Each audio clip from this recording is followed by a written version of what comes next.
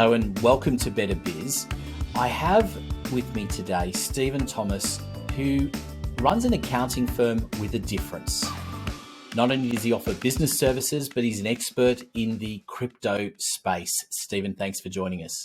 Thanks for the intro. Stephen, banks and financial institutions, particularly the larger ones, have long held a stranglehold over our money and where it's positioned.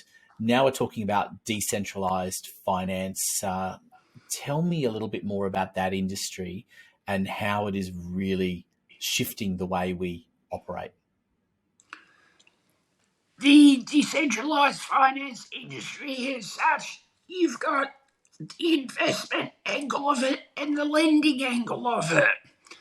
The lending angle at the moment is predominantly outside of Australia, so therefore what's called an ACL or an Australian credit licence is not applying to these projects, but if they were to enter Australia, it would. In terms of the investment side, there are investment projects or exchanges. They have to register with Austrac, and some of them may need authorisation for an AFSL or Australian Financial Services licence. However, it's not yet clear cut. So the best way to do it is get in now while the regulations are still not yet ironclad. Yeah, it's interesting, isn't it, that this is an opportunity to disrupt those institutions, isn't it? Not only to disrupt the institutions, but to actually surpass them.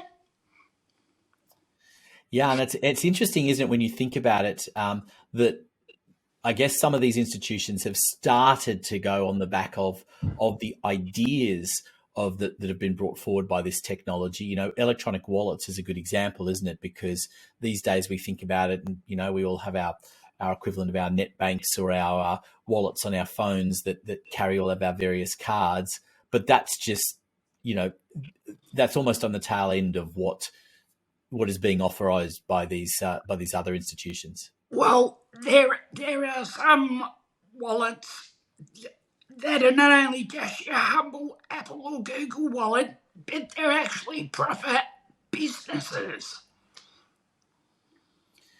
And it's going to be an interesting space to continue to watch over the coming period of time. Where do you see it going? I see the industry expanding even further, especially in Australia. The problem is, especially in Australia, there's a heavy emphasis on Melbourne and Sydney, and to a lesser extent Brisbane. However, you've got that entire landmass of Australia that is either unexplored or hardly even touched. So therefore, as I said, you can live in, say, Cooper with a good internet connection. What's the problem? Stephen, thanks so much for joining us today. And I know you've got a course that people can do as well. How do they find out more information about that? The easiest way is to go to our website and look at the blog.